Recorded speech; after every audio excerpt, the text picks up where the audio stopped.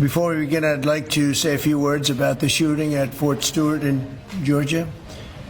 As you know, 5 people were seriously wounded and 2 very, very seriously hurt around 11 o'clock this morning. The shooter is now in custody, and the Army Criminal Investigation Division is on site to ensure that the perpetrator of this atrocity, which is exactly what it is, will be prosecuted to the fullest extent of the law. The entire nation is praying for the victims and their families, and hopefully they'll fully recover, and we can put this chapter behind, but we're not going to forget what happened. We're going to take very good care of this person that did this horrible person.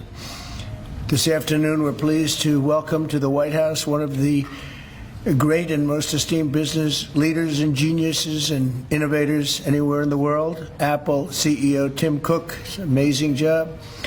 Thanks as well to Secretary of the Treasury Scott Bessent and Secretary of Commerce Howard Lutnick for being here, wherever you may be. Oh, there you are. Hello, fellas. I missed you. Today, Apple is announcing that it will invest $600 billion, that's with a B, in the United States over the next 4 years. That's $100 billion more than they were originally going to invest. And this is the largest investment Apple has ever made in America and anywhere else. And it's just an honor to have you. As you know, Apple's been an investor in other countries a little bit. I won't say which ones, but a couple. And they're coming home. $600 billion. It's the biggest there is. The company is also unveiling its ambitious new American manufacturing program, which will bring factories and assembly lines across our country all roaring to life. Areas that were not doing so well are doing very well. We have about $17 trillion coming into the United States, which is more than ever before. That's never even come close. There's never been anything like it. Even you, that's even a lot of money for you. But we have commitments of more than $17 trillion. That was as of a couple of weeks ago. These investments will directly create more than 20,000 brand new American jobs and many thousands more at the Apple suppliers like Corning, Broadcom, Texas Instruments, and Samsung, who all deal in that world. As part of this historic commitment, Apple will massively increase spending on its domestic supply chain for the iPhone and will build the largest and most sophisticated smart glass production line in the world in Harrodsburg, Kentucky, which is a great, actually, I did very well there. I like it because I see I did very well there. I did very well in Kentucky, but it's a great place. You're going to be very happy.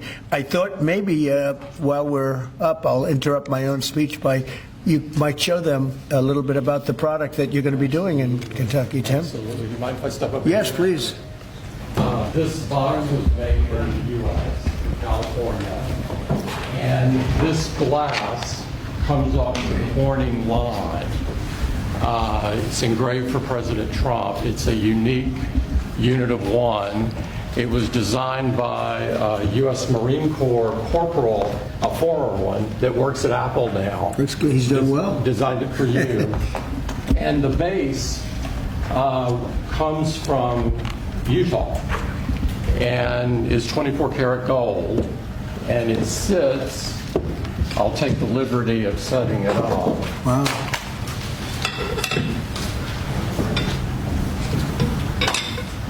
Well, let's see. There we go. Congratulations, Thank you Mr. President. Thank you so much. The great people of Kentucky. You're going to find it a great place to do business, too. It's fantastic. Isn't that nice? We're doing these things now in the United States instead of other countries, faraway countries. This is a significant step toward the ultimate goal of ensuring that iPhones sold in the United States of America also are made in America. With the mass infusion of capital it's announcing today, Apple will also build a 250,000 square foot server manufacturing facility in Houston and invest billions of dollars to construct data centers across the country from North Carolina to Iowa to Oregon. That's big stuff. Apple will also open state-of-the-art manufacturing economy. It's going to be a manufacturing academy in Detroit and that's a great place to do. Well, you know, big things are happening in Michigan and Detroit. They're coming in because of what we've done with the, I call it the Great Big Beautiful Bill. I added one word, great. But we have probably the biggest, most comprehensive piece of legislation ever passed. It's going to mean unbelievable numbers of jobs, and no jobs on, think of this, whether it's tips or overtime or Social Security, no tax. So no tax on tips, no tax on Social Security, no tax on overtime. And there's just a small bit of it. For Apple and others businesses, we're talking about the deductions and all of the things. And actually for people that go out and buy a car, first time it's ever been done, we talk about deductions for companies, but they're going to be able to deduct interest when they borrow money to buy a car, if it's made in America. It has to be made in America. So it is amazing. And one of the reasons I think I can say that Apple's coming here is the legislation we just passed with this kind of investment. Apple will also open other facilities, rare earth magnets from Texas, and build, oh, I love that you're doing this. I love that. I love that. And build a brand new rare earth recycling line in Mountain Pass, California. I know that area. That's where they have a lot of truly rare earth. That's fantastic. I love that. And Apple will help develop and manufacture semiconductors and semiconductor equipment in Texas, Utah, Arizona, and New York. For years, Americans have watched as many of our leading tech giants built their factories overseas and exported American jobs abroad. But under the Trump administration, we're doing everything possible to make this the best place on earth to build a factory or grow businesses. I'm allowing them to build electric producing plants with their factory, because otherwise they'd have to hook into the grid. And I think it's one of the biggest things we've done, where you can build, Tim, your own electricity. You become your own electric manufacturer, and that goes along with the plant. So you become a utility. So congratulations, now you're in the utility. I hope they don't value your company based on utility, but that's okay. You're going to be making your own electricity, and as you probably know, for much of this and many of the things that we're doing, especially the AI, they would need actually double the electricity that the country now produces for everything. So it's massive electric, and they're going to be able to make their own, and they're getting very fast approvals. Lee Zeldin is doing a fantastic job, including with a 100% expensing on the one big beautiful bill. In return, we're asking our businesses to invest in America, and they're coming in at levels that we've never seen before. So I don't know when it shows up, but there are a lot of factories and a lot of plants that are either under construction or soon will be starting construction. So can't tell you exactly when, but I want to be around in about a year from now and 2 years from now, because we're going to see an explosion, I think, like this country has never seen before. Never. Today's announcement is one of the largest commitments in what has become among the greatest investment booms in our nation's history, and we've got the hottest country anywhere in the world. You know, I told you the story that, and Tim, I'll tell you, but I went to the Middle East, and I was with Qatar, I was with UAE and the King of Saudi Arabia, all great leaders.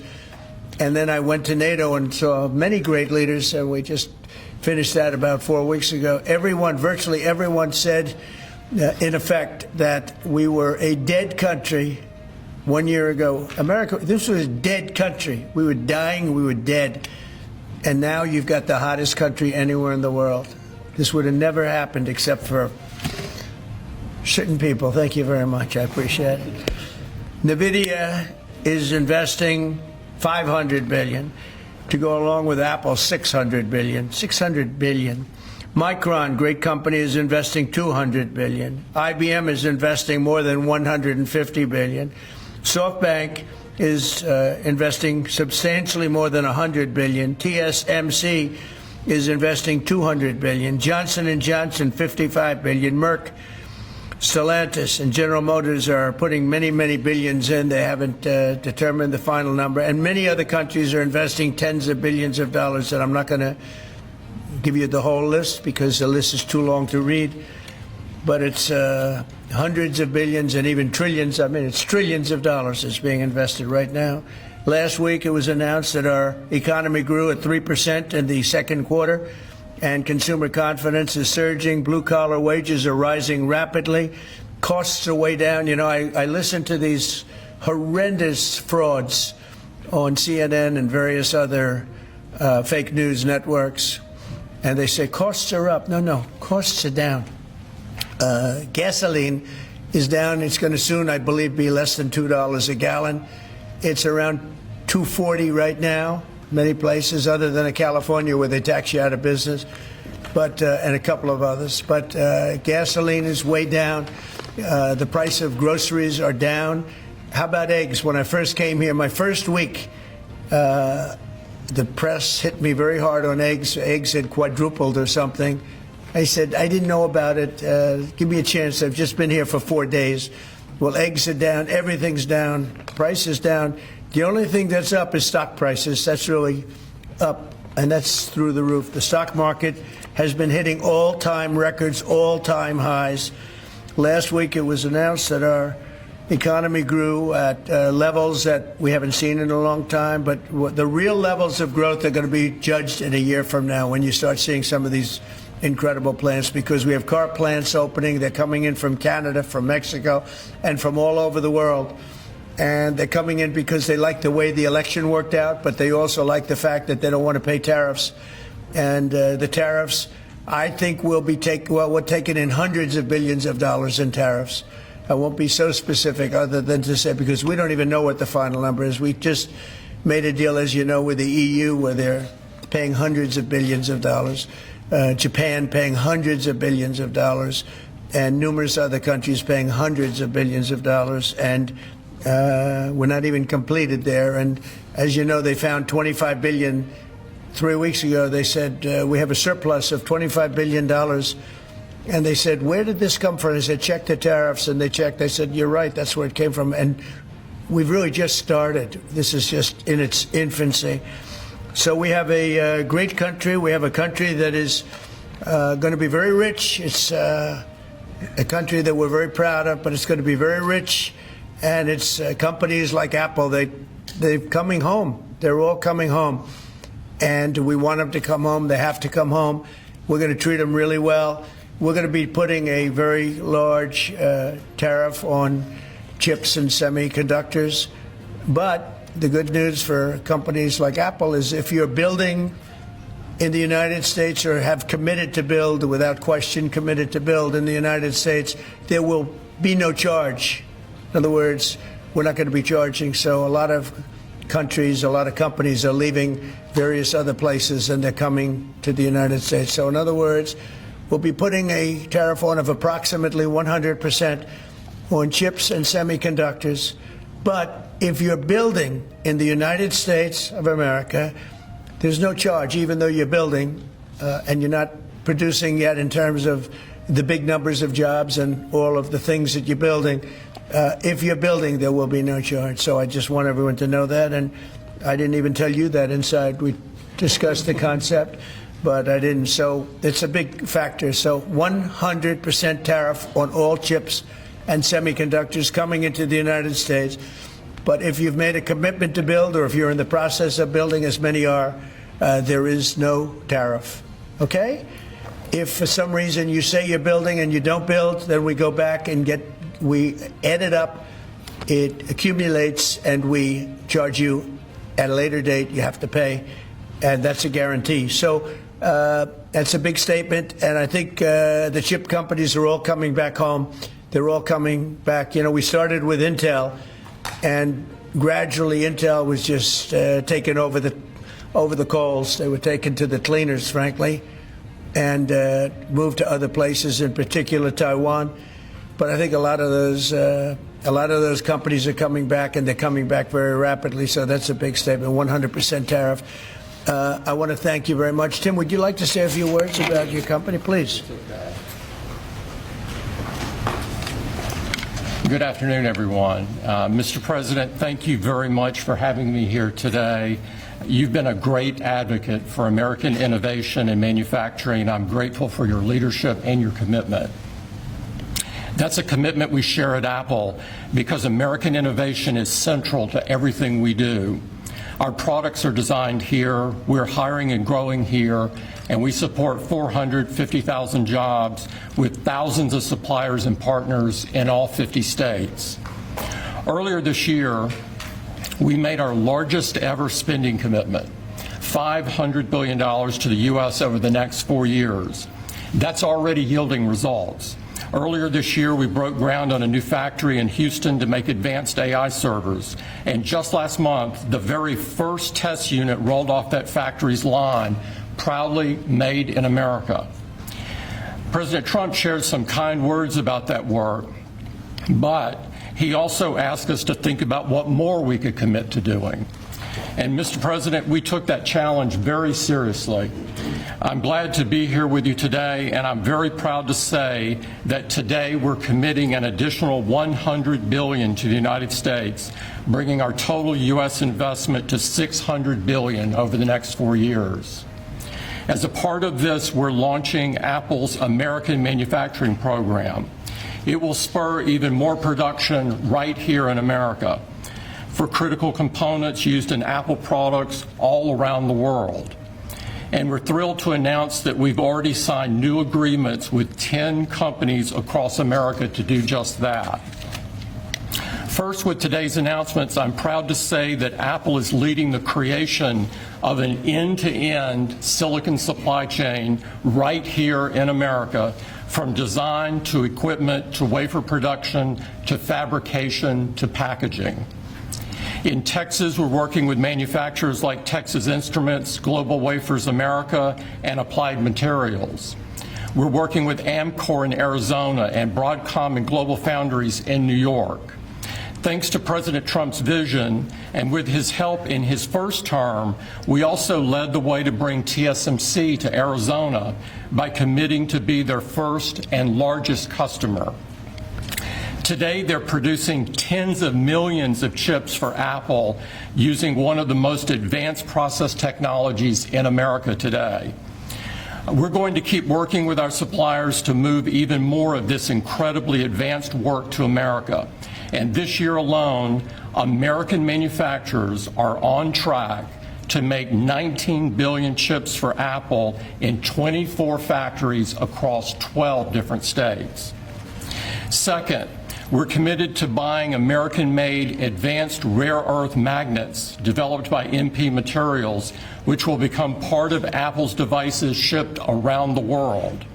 MP is the only fully integrated rare earth producer in the United States, and with this partnership, they'll be significantly expanding their flagship facility in Fort Worth, Texas. We're also thrilled to work together on a cutting-edge rare earth recycling line in Mountain Pass, California. And third, in Kentucky, we've worked with our partners at Corning to build the world's largest and most advanced smartphone glass production line. And I'm pleased to announce that very soon, this is for the first time ever, every single new iPhone and every single new Apple Watch sold anywhere in the world will contain cover glass made in Kentucky. In addition to the American Manufacturing Program, we're also significantly growing our investments in AI, including expanding data center capacity in North Carolina, in Nevada, in Iowa, in Arizona, and Oregon. So we're going to keep making investments right here in America. We're going to keep hiring in America. And we're going to keep building technologies at the heart of our products right here in America, because we're a proud American company and we believe deeply in the promise of this great nation. Thank you all, and thank you, President Trump, for putting American innovation and American jobs front and center. Thank you, sir. Great honor. Thank you. Very much. Thank you. Appreciate it. What a job he's done. What a job. Incredible. I want to thank you very much, and thank you, JD, for helping along. Good job. Really good job. Any questions, please? Mr. President, Yes. you promised on the campaign trail to bring forth a manufacturing renaissance. You just mentioned $17 trillion in your first 7 months or so. Can you talk about how an investment like this, all the other ones that you laid out, will positively impact the millions of Americans that trusted you with their vote. Thank you very much. It changes our country. I mean, our country is a very different country than it was 6 months ago. And people like Tim are coming. We had Micron in yesterday. We had all of the big, great companies that you read about, you don't know about, but you read about. Many of them were making products outside of our country. Foolishly, we lost them. If we had the right person sitting in that seat, that would have never happened 20 and 30 years ago. When you look at the chip business, it would have never left our shores. We had 100% of chips originally, and then we slowly got taken down to nothing. We have the biggest chip companies, to both of them, but we have the biggest in the world coming in. They're going to Arizona and beyond. And we're going to have, in a short period of time, we'll be up to almost 50% of the chips from starting in nothing. And that's something. But we have the greatest companies in the world coming into our country, and that means jobs, and it means wealth, and wealth means security for our people. Okay? Yes, Mr. President. Yes, sir. Congratulations on this investment, President Trump. And Thank you. Cook, what a great example of putting America first. What does the labor force look like to fill these jobs that you have? Do we have enough skilled American workers to fill these? Well, we do have a lot of workers, and we have a lot of workers that hadn't been looking for work because they were disincentivized, frankly. And people like Tim have tremendous schools and training centers that they build along with a lot of their big plants where they train people on whether it's glass, like in Kentucky, or computers, or whatever they might be doing. It's a complex world, and they train people, and they do a great job. So it's a whole new workforce. Now, we have a lot of them in energy because, you know, they've always liked energy. As you know, coal has opened up and opened up big. We brought it back and brought it back in a very large way. You know, China's right now building 58 coal-fired plants, 58 big ones. And here we were saying we don't take coal. We have more coal than anybody else in the world. We have more oil and gas than anybody else in the world. But we have tremendous energy jobs, and the energy, as you know, we're booming with energy. And that's why the gasoline prices are down. The costs are down. I just hope when they watch these shows, I watch this, I won't use names because I just make them better known that nobody knows who they are. But I watch this group of people on CNN and MSDNC too, the same thing, where they say, well, costs have gone up. Costs haven't gone up, they've gone down. I'm telling you, the thing that's gone up is stock prices and success of our country. Our country is really, really doing well, successful. Yes, ma'am? Yes, Mr. President, have Putin and Zelensky agreed to a summit yet? And where and when would that be? What would that Well, look there's like? a very good prospect that they will. And we haven't determined where, but we had some very good talks with President Putin today. And there's a very good chance that we could be ending the end of that road. That road was long and continues to be long, but there's a good chance that there will be a meeting very soon. How close do you think you are to a deal? Excuse me? How close do you think you are to some kind of deal? Well, I don't want to say. I've been disappointed before with this one. You know, we've solved 5 wars, plus add to that Iran, where we wiped out their nuclear capacity for weapons. They would have had a weapon within 2 months, maybe less, and that was totally obliterated. It turned out it was a total obliteration, and the pilots and the people that did that job are really, we have the greatest armed forces in the world, but that was really something. In fact, there's a model of the plane right there. So, you got to bring that up, Susie. We have to see that. Look at this. This was just given to me. You know, we ordered brand new B-2 bombers. This is a plane that over a period of 36 hours of constant flying. Look at this. So this is the brand new one they just ordered. Similar, but actually quite different. It's new and enhanced. It's an amazing machine. It went 36 hours. We had 52 tankers up in the air loading up our planes because this was surrounded by F-22s and F-35s, and it was flawless, Tim. Even you would say it was flawless. And every one of those bombs hit their target. And then we had Tomahawks shot in from a submarine 300 miles away, and they hit every single Tomahawk hit its target. It was amazing. And that was a big threat. That was a nuclear threat, and here's the new one that we just ordered, a large number of them. I'll put it. Mr. President, what was the breakthrough today? Did Vladimir Putin make some kind of concession that he hasn't been willing to make before? I don't call it a breakthrough. I mean, we've been working on this a long time. There are thousands of young people dying, mostly soldiers, but also, missiles being hit into Kiev and other places. But in terms of soldiers, I think Russia's lost over 20,000 since the beginning of the year. 20,000. And I guess the estimate for Ukraine is about 9,000. It's a terrible situation. We want to get it stopped. We don't have American soldiers there, but I feel I have an obligation to get it stopped. This was not my war. This war would have never started, not even a chance. And it didn't start for 4 years. It went 4 years and didn't start. But this is Biden's war. This was on his watch. And, it's funny, we had no land was taken from Trump. It was taken from Bush. It was taken from Biden. The whole thing they would take from Biden if it weren't for us.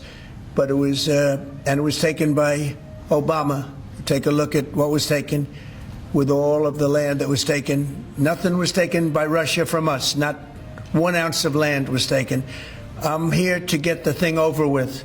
It would have never started if I were president, and we're here to get it stopped and get the death stopped. Yeah, please. Mr. President, in the past, you said you would know if Putin was tacking you along. What gives you any confidence that he is or isn't doing that this time around? Can't answer the question yet. I'll tell you in a matter of weeks, maybe less.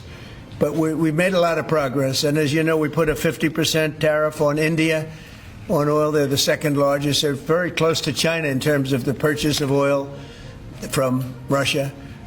But so I don't know if that had anything to do with it. But we've had very productive talks today. Yes, ma'am? President Trump, on federalizing D.C., are you considering taking over the D.C. police? Is that an option on the table? We're considering it, yeah, because the crime is ridiculous. I could show you a chart comparing D.C. to other locations, and you're not going to want to see what it looks like. It was just up on television, actually. They were showing it. Now, we want to have a great, safe capital, and we're going to have it. And that includes cleanliness and it includes other things. We have a capital that's very unsafe. We just almost lost a young man, beautiful, handsome guy that got the hell knocked out of him the night before last. And I'm going to call him now. We wanted to give him a little recovery time. We just put a call into him. They're calling back in a little while, but he went through a bad situation, to put it mildly, and there's too much of it. We're gonna do something about it. So whether you call it federalized or what, and that also includes the graffiti that you see, the papers all over the place, the roads that are in bad shape, the medians that are falling down, the median in between roads that's falling down. We're going to beautify the city. We're going to make it beautiful. And what a shame. The rate of crime, the rate of muggings, killings, and everything else, we're not going to let it. And that includes bringing in the National Guard, maybe very quickly, too. And do you want Congress to look at overturning the D.C. Home Rule Act? We're going to look at that. In fact, the lawyers are already studying it. We have to run D.C. This has to be the best-run place in the country, not the worst-run place in the country. And it has so much potential. And we're going to take care of it. You're going to be safe. You're going to be safe walking down streets. You're not going to get mugged. Mr. President, if you do reach a deal with Ukraine and Russia, would you drop the additional tariffs on India? Well, we'll determine that later. But right now they're paying a 50% tariff. Okay. Mr. President. One for Mr. Cook as well on the iPhone, if I may. Sure. The president wants a made in the USA iPhone. What are the chances that you can actually make that happen? Well, if you look at the bulk of it, we're doing a lot of the semiconductors here. We're doing the glass here. We're doing the Face ID module here. And so there's a ton of it. And we're doing these for products sold elsewhere in the world. And so there's a lot of content in there from the United States. But what about the whole thing? We're very proud of it. Can you make the whole thing is here? just the final assembly that you're focused on. And that will be elsewhere for a while. He makes many of the components here And we've been talking about it, and the whole thing is set up at other places, and it's been there for a long time. So in terms of cost and all, but I think we may incentivize him enough that one day he'll be bringing that. But he brings most of the stuff. Look, he's not making this kind of an investment anywhere in the world, not even close. He's coming back. I mean, Apple's coming back to America. Thank you. Mr. President,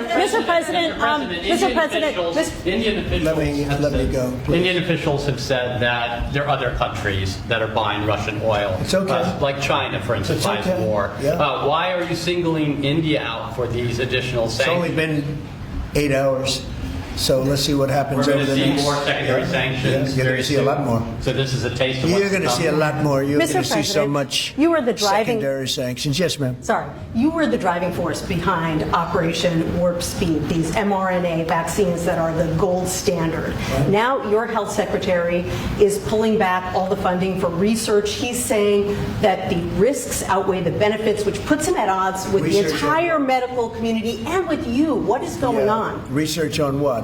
into mRNA vaccines? Well, we're going to look at that. We're talking about it, and they're doing a very good job. And, you know, that is a past. Operation Warp Speed was, whether you're Republican or Democrat, considered one of the most incredible things ever done in this country.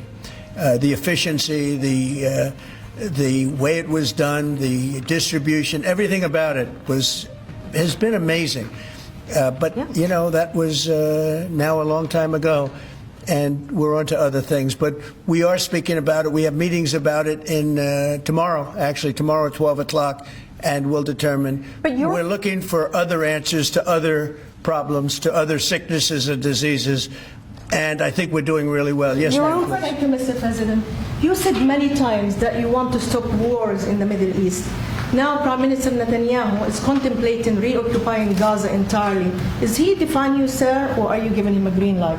Well, we have stopped wars in the Middle East by stopping Iran from having a nuclear weapon, and they're you know, they can say they're going to start all over again, but that's a very dangerous thing for them to do, because we'll be back as soon as they start. We'll be back, and I think they understand that. They're just words, but no, we've stopped a lot of wars in the Middle East. If you think about what we did with Iran, Iran was the perpetrator of hate. A very evil place, and I think it's going to be a lot different in the coming years. On the India penalties, do you have any similar plans to enact more tariffs on China as it relates to their purchases? Could happen. Depends on how we do. Could happen. I've got an entertainment-based question for you. A few weeks ago, Stephen Colbert announced that he was leaving his show. Howard Stern announced that him and Sirius XM Radio are parting ways. Do you think the hate Trump business model that's been in the entertainment business is going out of business because it's not popular with the American people? Well, it hasn't worked, and it hasn't worked really for a long time, and I would say pretty much from the beginning. Colbert has no talent. I mean, I could take anybody here. I could go outside in the beautiful streets and pick up a couple of people that do just as well or better. They get higher ratings than he did. He's got no talent. Fallon has no talent. Kimmel has no talent. They're next. They're going to be going. I hear they're going to be going. I don't know, but I would imagine because they get, you know, Colbert has better ratings than Kimmel or Fallon. You know that.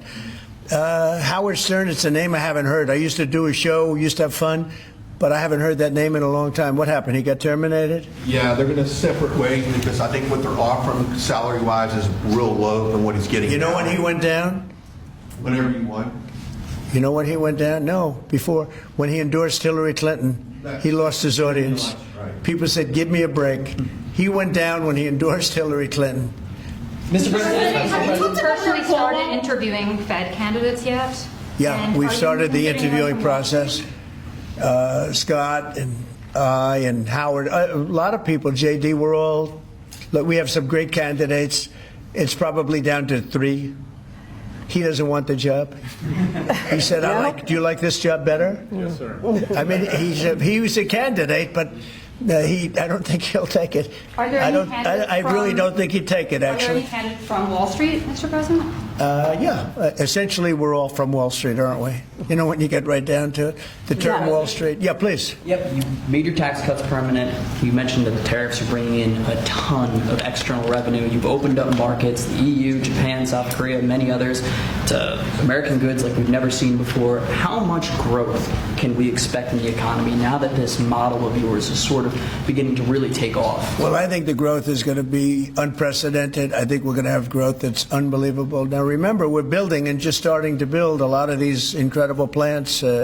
We talked about the electric facilities that we're building, the generating plants, electric generating plants are massive, and they're going to be great, and they're going to sell excess electricity into our grid. So we're going to be having much more electricity than we ever had, and those plants are going to be taken care of individually.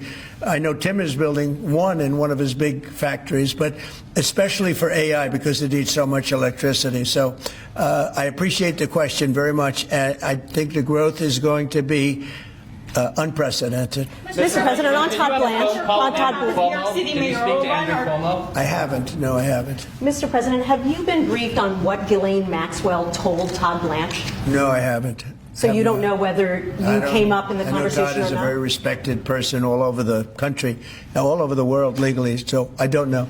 Mr. President, Yeah, please go ahead. will the new Fed governor be temporary? We're probably going to go with a temp and then a permanent, I think. Are the two So Kevins? the temp is going to be named, I'd say, over the next 2-3 days, and then we're going to go permanent. Are the two Kevins the leading contenders for the permanent spot for the chair? Well, the two Kevins? The two Kevins are absolutely, they're both very good. Mr. President. The two Kevins, very good. Mr. President, is Vice President Vance hosting a gathering this evening to talk about how to respond to the Epstein situation? Is he working on what? Is he hosting some kind of gathering of top advisors this evening to talk about how to respond to the Epstein situation? I don't know. I could ask you that question. I don't know of it, but I think here's the man right here. I saw a reporter today, and it's completely fake news. We're not meeting to talk about the Epstein situation, and I think the reporter who reported it needs to get better sources. On that, Look, the whole thing is a hoax. It's put out by the Democrats because we've had the most successful 6 months in the history of our country. And that's just a way of trying to divert attention to something that's total bullshit. Okay? on that subject, yeah, please. though. A new Gallup poll says that Elon Musk is the most unpopular public figure in the country right now. I'm wondering, do you miss having him around the White House, or is that poll accurate? I don't know if the poll's accurate. I think he's a good person. I think he had a bad moment, really bad moment. But he's a good person. I believe that. President Trump, are you keeping that 10 to 12-day deadline? China facing potential secondary sanctions for Yeah. Russian oil. Then having that tariff or sanction rather or not hinges on what going forward? It may happen. I mean, I don't know. I can't tell you yet, but we did it with India. We're doing it probably with a couple of others. One of them could be China. Yes. Are you keeping that 10 to 12-day deadline that you had given Russia after today's talks? Yeah, we're pretty much getting close to it right now, but we're having very serious talks right now about getting out of Ukraine, getting it settled, getting it ended. Should have never started, would have never started. If I were president, it would have never started. I want to thank Tim Cook. He's a great, great man, a visionary, a businessman, just about every quality he can have other than athleticism. I don't know about that. I'm looking at him. I'm not 100% sure about you. You're a good athlete. I'll bet you're pretty good. I think he's good at everything, but I want to thank you very much, Tim. Thank you, sir. Congratulations. Thank you all very much. Thank you, Mr. President. Thank you, guys. Thanks, guys. Read off the store right here. Hand it out. Thank you, guys. Thanks, everybody.